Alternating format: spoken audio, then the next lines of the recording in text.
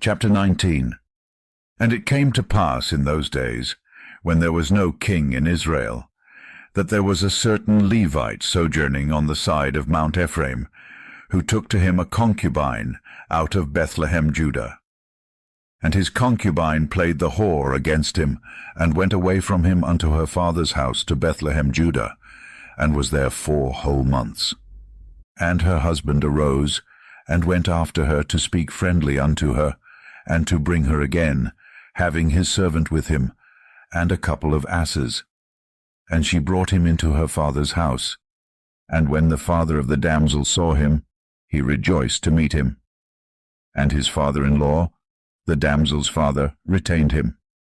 And he abode with him 3 days. So they did eat and drink, and lodged there. And it came to pass on the 4th day, when they arose early in the morning, that he rose up to depart. And the damsel's father said unto his son-in-law, Comfort thine heart with a morsel of bread, and afterward go your way. And they sat down, and did eat and drink both of them together. For the damsel's father had said unto the man, Be content, I pray thee, and tarry all night, and let thine heart be merry. And when the man rose up to depart, his father-in-law urged him, therefore he lodged there again. And he arose early in the morning on the 5th day to depart. And the damsel's father said, Comfort thine heart, I pray thee. And they tarried until afternoon, and they did eat both of them. And when the man rose up to depart, he and his concubine, and his servant his father-in-law, the damsel's father, said unto him, Behold, now the day draweth toward evening.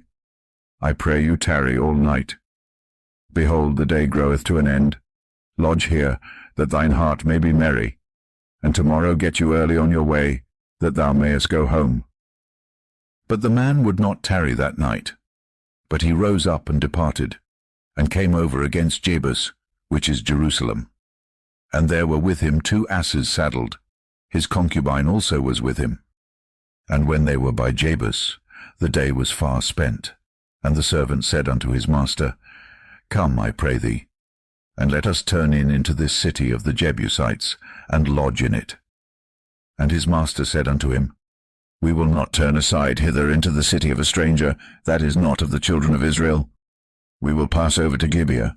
And he said unto his servant, Come, and let us draw near to one of these places to lodge all night, in Gibeah or in Ramah. And they passed on, and went their way. And the sun went down upon them when they were by Gibeah, which belongeth to Benjamin. And they turned aside thither, to go in, and to lodge in Gibeah. And when he went in, he sat him down in a street of the city, for there was no man that took them into his house to lodging. And behold, there came an old man from his work out of the field at even, which was also of Mount Ephraim. And he sojourned in Gibeah. But the men of the place were Benjamites. And when he had lifted up his eyes, he saw a wayfaring man in the street of the city. And the old man said, Whither goest thou? And whence comest thou? And he said unto him, We are passing from Bethlehem, Judah, toward the side of Mount Ephraim. From thence am I. And I went to Bethlehem, Judah, but I am now going to the house of the Lord, and there is no man that receiveth me to house.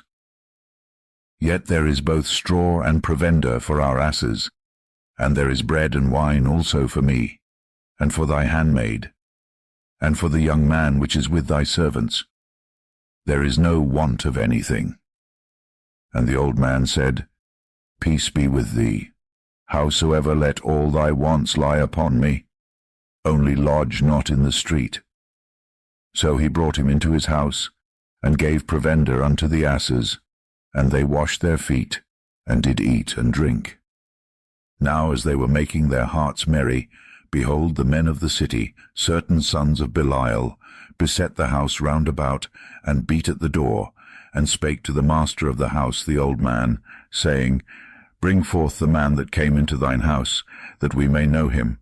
And the man, the master of the house, went out unto them, and said unto them, Nay, my brethren, nay, I pray you, do not so wickedly. Seeing that this man is come into mine house, do not this folly. Behold, here is my daughter, a maiden, and his concubine. them I will bring out now, and humble ye them, and do with them what seemeth good unto you. But unto this man do not so vile a thing. But the men would not hearken to him.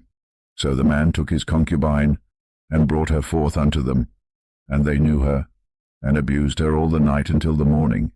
And when the day began to spring, they let her go. Then came the woman in the dawning of the day, and fell down at the door of the man's house where her lord was, till it was light. And her lord rose up in the morning, and opened the doors of the house, and went out to go his way. And behold, the woman his concubine was fallen down at the door of the house, and her hands were upon the threshold. And he said unto her, Up, and let us be going. But none answered. Then the man took her up upon an ass, and the man rose up, and gat him unto his place. And when he was come into his house, he took a knife, and laid hold on his concubine, and divided her, together with her bones, into 12 pieces, and sent her into all the coasts of Israel. And it was so, that all that saw it said, There was no such deed done nor seen from the day that the children of Israel came up out of the land of Egypt unto this day. Consider of it, take advice, and speak your minds.